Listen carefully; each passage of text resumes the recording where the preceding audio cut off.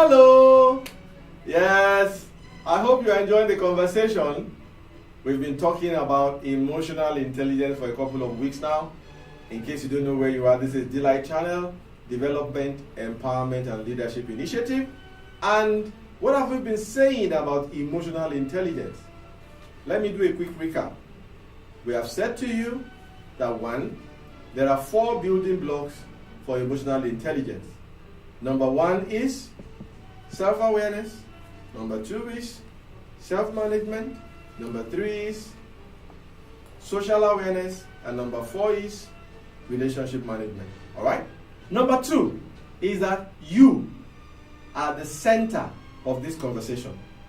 When we discuss emotional intelligence, it's about you because you are the one that is at work, that is at home, that is a wife, that is a husband, that is in the church, that is in the mosque. Therefore, you need to understand that this is not something far away, something you are hearing for somebody else. It is something that you need to know and apply to yourselves. Number 3, we have also said that between action and outcome, there is this window where if you take ownership and you apply the 7 steps, the reflective cycle 7 steps, and the meta moment 6 steps, you develop a capacity for you to act in a deliberate manner where what you want to happen is what drives what you do and not necessarily a reaction to what is outside. That's number 3. Now, number 4, and this is where the meat for this week's video is the fact that even though there are 4 steps, they are all interconnected. And I want to try now, having dwelt extensively on self-awareness and self-management, let's begin to dive into social awareness and relationship management. How do the 4 connect? Here is it. When you are aware of your own emotions, it helps you to know, are you angry? Are you happy? Are you depressed? Are you irritated?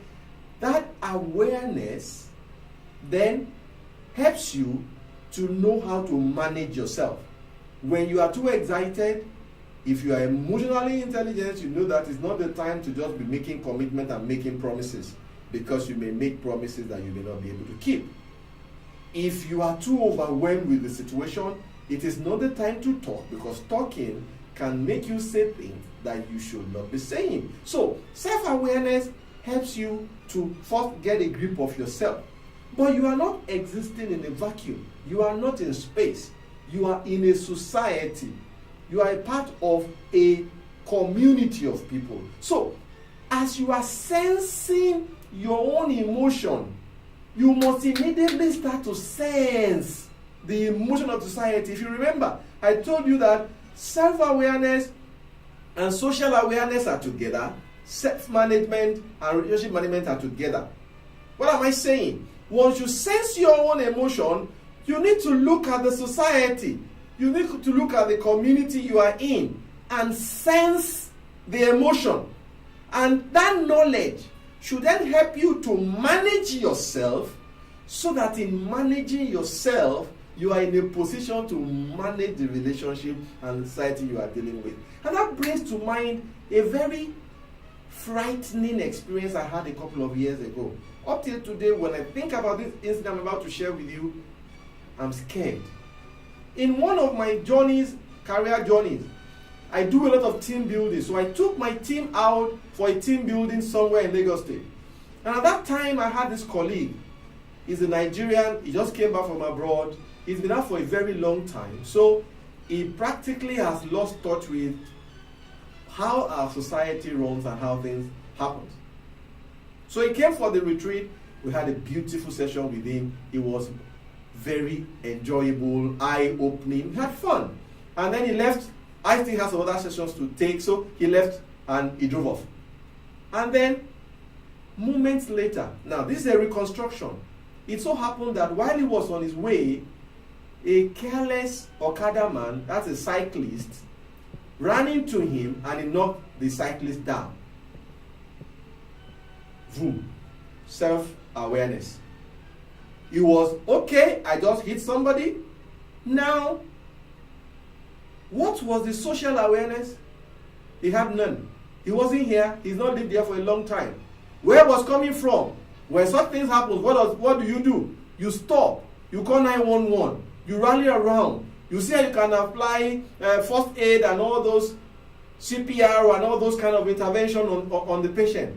So he stopped. Yes, he stopped. This is Nigeria. He stopped. And all he was doing was, help me. It wasn't intentional. Let's get him to the hospital. Have you ever seen a mob action before? Can you guess what happened to him?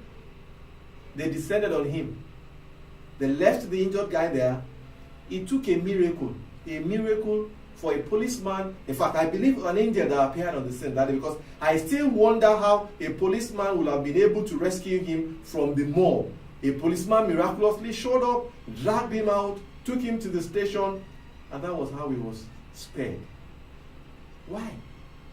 He had self-awareness, but there was minimal social awareness. In this environment, when such things happen, if you are street smart, social awareness, what would you do? You run to the nearest police station, you report the incident, they give you men to follow you to the scene, so that whatever can be done to remediate and to salvage the situation can be done. And then that way you can manage the relationship that exists there. Am I making sense to you? Because he did not have the ability of sensing the social mood, the mood of the society, he almost got killed. And that exactly is what we say, that once you have your own self-awareness, you immediately sense the social emotions. What are the emotions in the society? And you let that help you manage yourself. Should you be angry? Should you be sad? Should you be excited? Imagine somebody's in a situation where there was a fatal accident, everybody died except your own child. Is it a time to go there and start rejoicing?